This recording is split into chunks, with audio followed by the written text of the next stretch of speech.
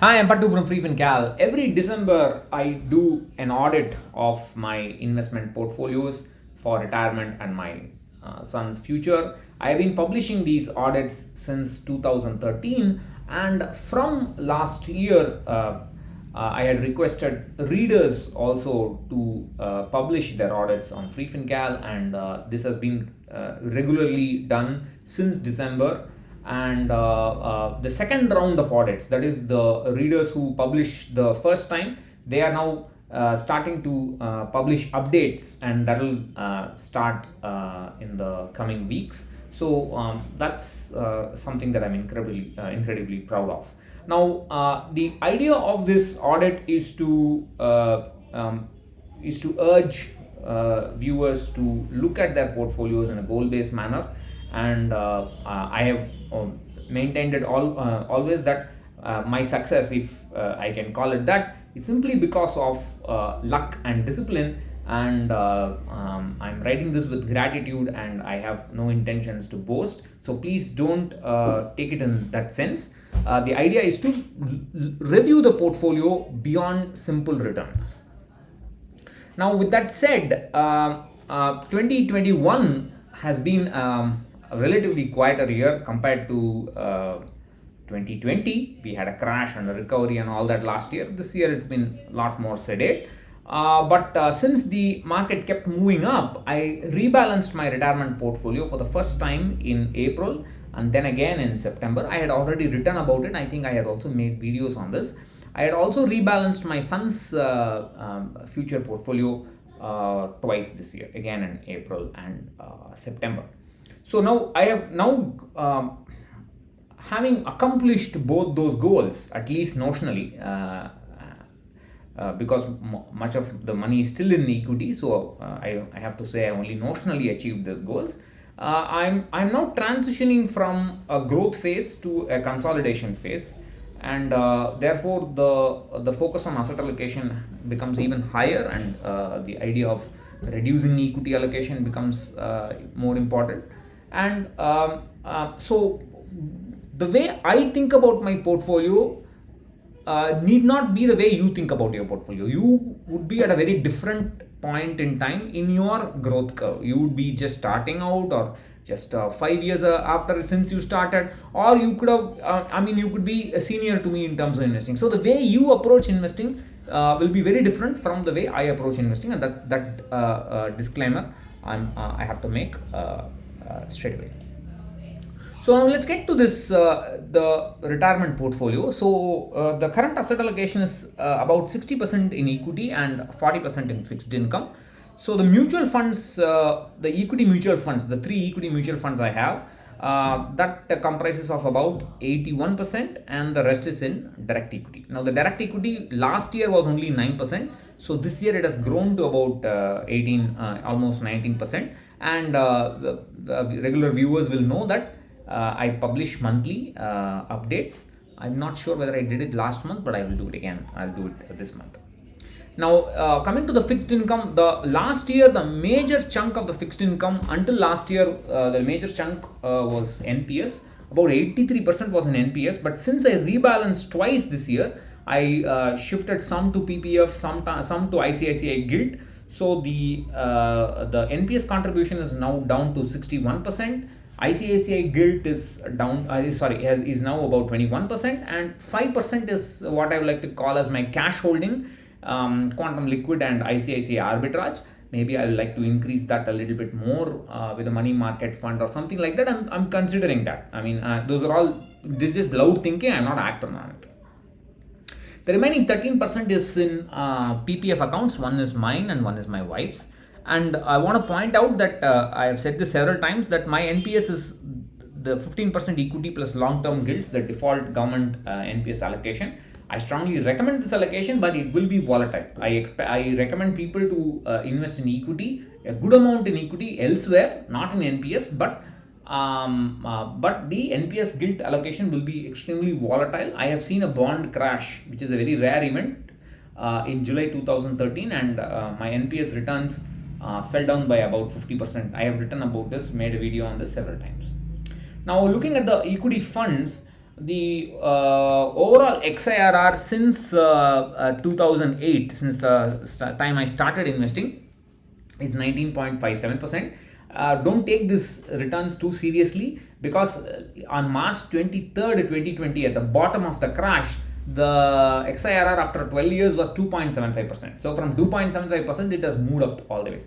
Now, this is, I mean, the returns will always fluctuate like this. If the market moves up, the return will be higher. If the market moves down, the return will be lower.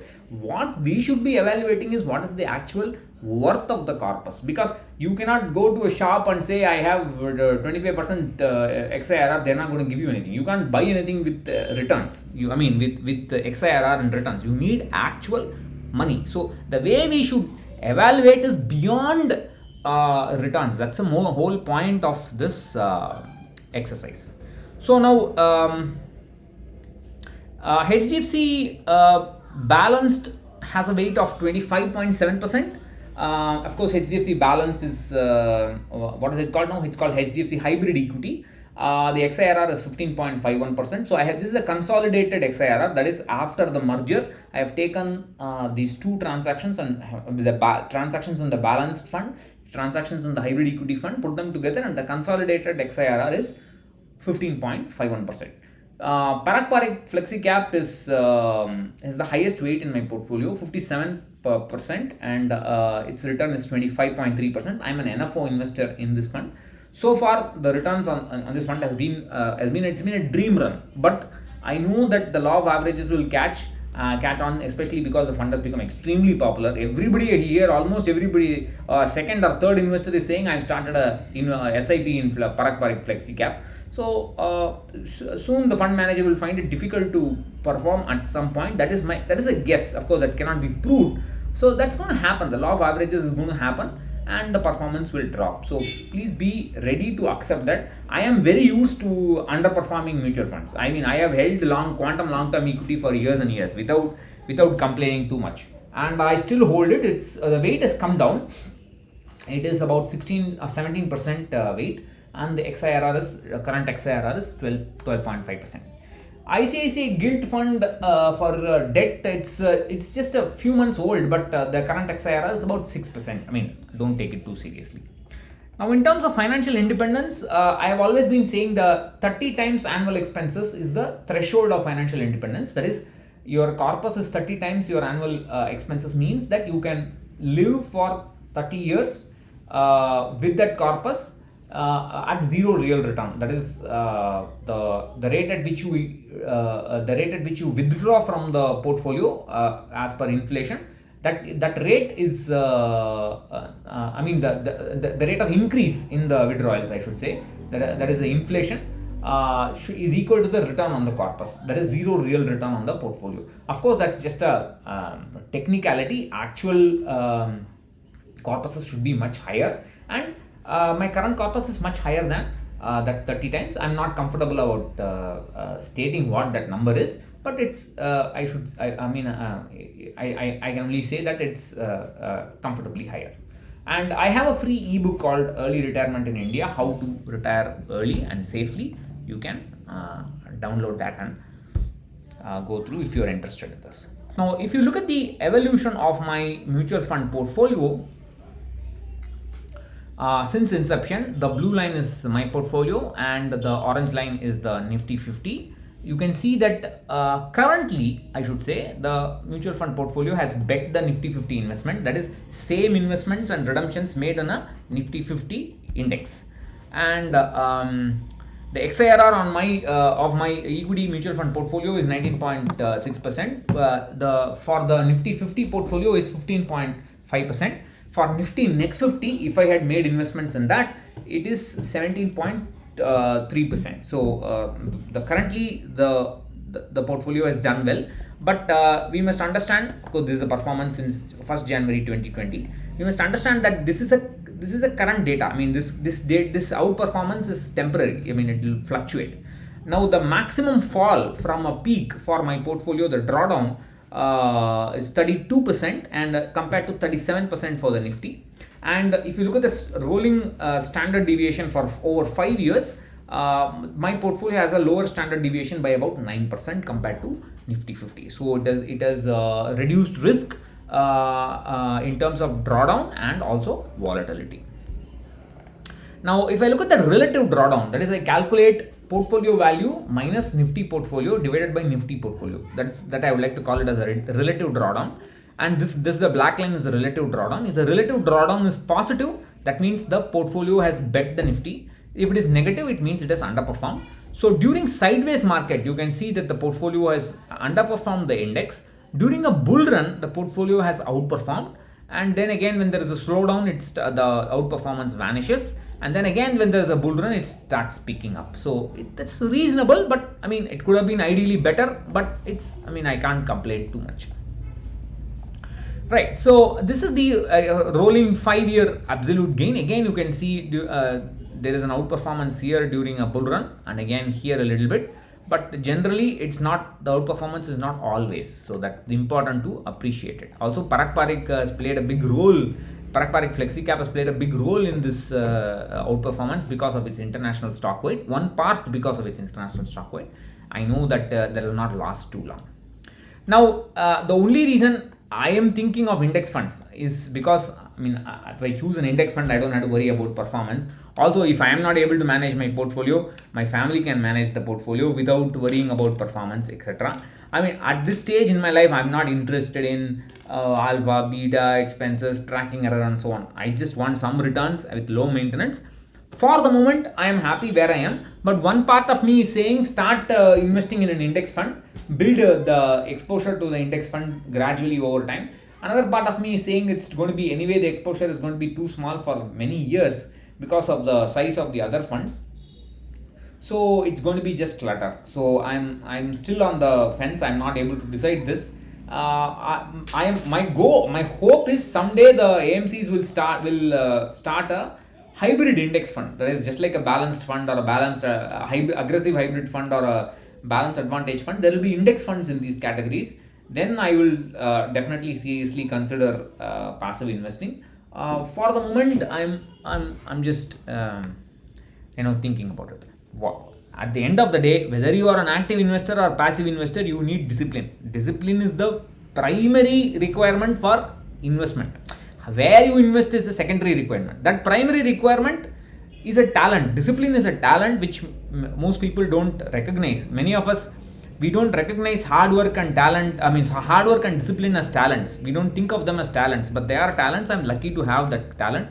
So it's important to build that and then worry about where you invest. Now, I'm also considering Parak Parik Conservative Hybrid Fund as a part of the debt allocation because I want to build a diversified fixed income portfolio because that's going to be the bedrock of my retirement portfolio. Because as I age, the fixed income portfolio is going to be the prominent player. And I'm considering Parak Parik Conservative Hybrid Fund, but it's not a recommendation. I am looking at it for my situation. I'm not saying you should look at it. Now, for my children's education, I've been investing since December 2009 when he was not yet born. Then at that time, it was an 18-year-old goal. Now it has reduced to a 6-year-old goal. Now, last year, I reduced the equity allocation from 67% to 55%. I have to, and currently it's 56%. I want to reduce this in the coming months, but I'm still thinking about it. So, in this case, the overall return for the equity is 14.7%. HDFC Prudence or Balanced Advantage is 16.8% returns with a weight of 30%. Mirae Large Cap XIRR is 17.4%, weight is 33%. ICICI Multi-Asset, weight is 37%, XIRR is 16.5%. I have about 45% in fixed income.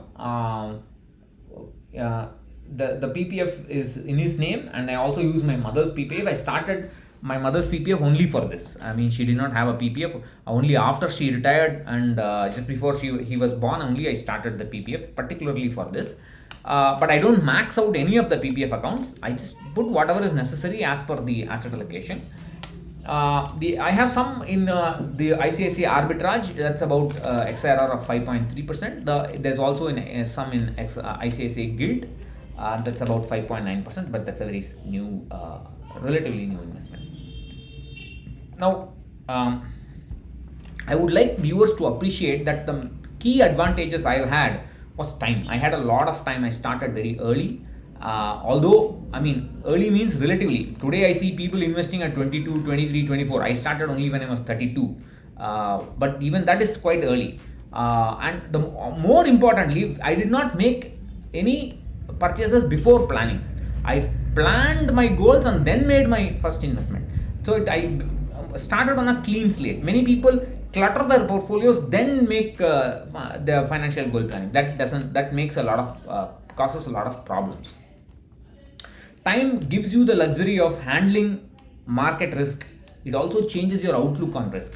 10 years ago, if you had asked me, I am 47 years old, can I hold 60% equity? I would have said no. But today I am comfortable with it. And I'm even thinking of considering whether to hold 60% equity all my life or 50% equity all my life. I mean, that's a question I'm considering because my outlook on risk has changed. How I view market risk has changed. Because what matters is not 40% debt. What is the actual money in that 40% debt? What is it worth? So, say it changes. Now, if there is one takeaway that you can from this video, it is this. I mean, invest like a machine regularly as much as you can. Don't worry about market levels. It's a complete stupid idea to worry about market levels. It's a waste of time. If you have the time and mental strength to wait for 2 bull runs, your life will change. Provided you keep investing as much as possible and you invest regularly. Of course, you have to have the right asset allocation. You must do regular goal-based risk management. All that is there, but you must keep investing and be patient. That is crucial. Also, the rate at which I have been increasing my investments over the year is higher than my current CAGR. I mean, something like 20%, 22% is the rate at which I keep investing. Every year my investments increase or continuously over the last several years. That is one of the reasons why I've been able to achieve the goals faster. That's very important. So if you can't say I want to build wealth in future and also have a lavish lifestyle today and have too much debt. You can't have everything. You must find a balance. I am still trying to find mine, but you must find a balance between investing, saving, debt, everything, whatever it is. Now, finally, please, you have a holiday season coming up. Some of you will have a vacation, not all of you, some of you. Please take this time to evaluate, plan for your goals, and tag your existing investments to different goals and plan what you're going to do from 2022 on. It will make a big difference in your life. If you have been investing, you are welcome to share your journey at freefincal. Several readers have done this. For example, you can see these are all audits by readers. You can contact me to get your audit published. It will make a big difference not only to you. These authors have told me that writing down their journey has made a big difference in their outlook, and it also helps the next generation, and it's our way of paying it forward. Thank you for listening. Bye bye.